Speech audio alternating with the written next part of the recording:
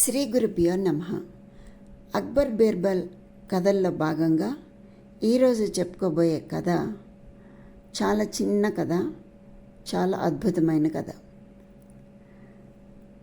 ఒకసారి అక్బర్ చక్రవర్తి ఏం చేశాడంటే, బీర్బల్ని ఎలా అయినా సరే మాటల్లో ఓడించాలి అని సరదాగా ఎన్నో ఎత్తులు వేస్తూ ఉండేవాడు. అయితే ఈరోజు కూడా అలాగే అనుకున్నాడు. అయితే ఎప్పుడు ఎన్ని ఎత్తులు వేసినా కూడా బీర్బల్ సమయస్ఫూర్తితో ఆ ఎత్తులన్నీ చిత్తులు చేసేసేవాడు. ఒకసారి అక్బర్కి ఓ ఆలోచన వచ్చింది. ఏంటది? ఈసారి బీర్బల్ ఖచ్చితంగా ఓడిపోతాడు. బీర్బల్ తెల్లమొహం వేస్తే చూడాలని ఎన్నాళ్ళ నుంచో కోరికగా ఉంది. ఆ కోరిక ఇప్పుడు తీరబోతోంది అని అనుకుని ఎంతో సంతోషించాడు అక్బర్ చక్రవర్తి. బీర్బల్, నేను నీకు ఒకటి ఇవ్వాలనుకుంటున్నాను, నువ్వు దాన్ని తింటావా అని ఒకరోజు సభలో బీర్బల్ని అడిగాడు అక్బర్. జహాపన, మీ చేతులతో విషం ఇచ్చినా సరే తింటాను అని జవాబిచ్చాడు బీర్బల్. మరొక్కసారి ఆలోచించుకో బీర్బల్, నీకు సందేహంగా అనిపిస్తే తినలేను అని ఇప్పుడే చెప్పు. నీకు తెలుసు కదా, ఎవరైనా చేస్తానని చెప్పి చేయకపోతే వారికి నేను శిక్ష విధిస్తాను అని నవ్వును అతి బలవంతంగా దాచుకుంటూ గంభీరంగా అన్నాడు అక్బర్. సందేహం ఏం లేదు ప్రభు, మీ అమృత హస్తాలతో ఏదిచ్చినా తింటాను.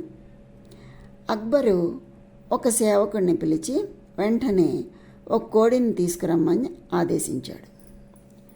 సేవకుడు బతికి ఉన్న కోడిని కంచంలో పెట్టి తీసుకొచ్చాడు.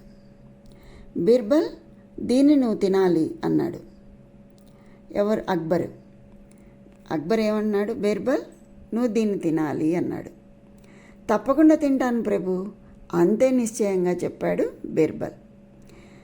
బీర్బల్ ఆ సమాధానంతో చాలా ఆశ్చర్యపోయాడు అక్బర్. బీర్బల్, నువ్వు శాకాహారివి కదా, మాంసాహారం తినడం ఎప్పటి నుంచి మొదలుపెట్టావు అన్నాడు. ప్రభు, మీరు కోడిని తినమన్నారు కానీ ఎలా తినాలో షరతులు విధించలేదుగా, నేను ఈ కోడిని అమ్ముకుని తింటాను చిన్నగా నవ్వుతూ ఎంతో వినయంగా చెప్పాడు బీర్బల్. అక్బర్ ఎప్పట్లాగానే బీర్బల్ చతురతకు ఎంతో సంతోషించాడు. ఈ కథ విన్నారు కదా, ఇంతే కదా. చాలా బాగుంది కదా. ఇంత చిన్న కథ అయినా కూడా ఎంత బాగుందో చక్కగాను. దీన్ని బట్టి మీకు ఈ కథ పేరేంటో ఈ పాటికి తెలిసిపోయే ఉంటుంది. గ్రహించారా ఏంటో ఆ కథ పేరు? ఏం లేదండి, కథ పేరు బీర్బల్ చతురత. అది అంటే ఆ విధమైనటువంటి చాకచక్యంతో మాట్లాడడం, చాకచక్యంతో పనిచేయడం అనేది తెలుసుకోవాలన్నమాట. ఇలాంటి కథలు చెప్పడం ద్వారా పిల్లలు చక్కగా ఇలాంటివన్నీ నేర్చుకుంటారనమాట. బాగుంది కదా. మళ్ళీ మనం మరో మంచి కథతో కలుసుకుందాం. అంతవరకు సెలవు, మరి ఉంటాను. స్వస్తి.